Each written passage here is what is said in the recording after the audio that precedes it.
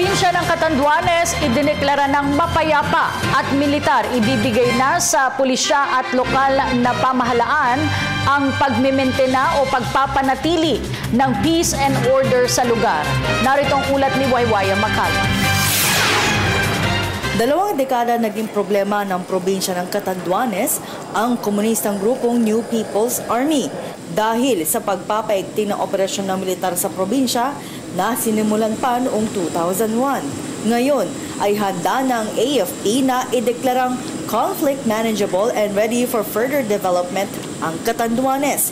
Ito ay dahil sa pagbaba ng bilang ng gulo at ang bilang ng miyembro ng NPA na umaabot na lamang sa 27 mula sa 100 barangay na naitala sa first quarter ng 2014. Katunayan, mula Enero hanggang Nobyembre ngayong taon ay walang naitalang engkwentro ang militar at NPA sa Catanduanes. Pero siniguro ng AFP na hindi sila aalis sa lugar. Hindi dahil sa deklarasyong mapayapa ng isla ng Catanduanes ay wala ng rebelde sa lugar. Dahil ayon sa militar, posible pa din manggulo ang grupo.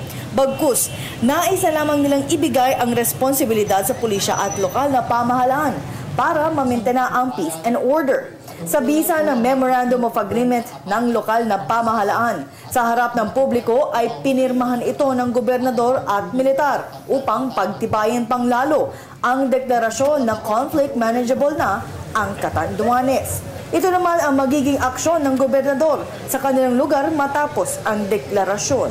Yung mga barangay officials, ang mga tanod ay ini-empower na rin natin para sa ganon magkatulong-tulong. So, kailangan po talaga natin na makita kung ano pa ang mga pwedeng gawin para mas maigting ang ating pagmintina sa ating kapayapaan at kaayusan ng ating probinsya.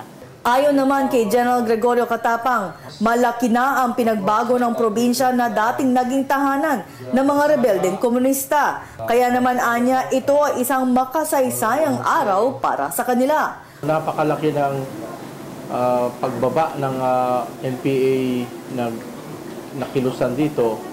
Kaya ang tawag namin sa kanila, NPA remnants. So kaya sinabi, conflict manageable, peaceful, and ready for further development. Kasi wala na, hindi na marireverse yung trend na makakabawi sila, makaka-recruit sila, makapapalakas pa sila. Dahil kasi ngayon ang tao gusto nila, they want to claim the peace. For Catanduanes, this is the day that the Catanduanes people claim the peace for their land. Umapila naman ang general sa ilan pang rebelde na sumuko na kasama ang kanilang armas at sila ay tutulungan ng gobyerno magbagong buhay. Sa pamamagitan ng MOA signing ay madali nang makakapagtayo ng dagdag na infrastruktura ang lokal na pamahalaan. Katunayan, naka-line up ng ma-improve ang mga kalsada, tulay at maging ang kanilang pantalan para sa ikauunlad ng Catanduanes. Para sa Telebisyon ng Bayan, Waywaya Macalma, Virab, Catanduanes.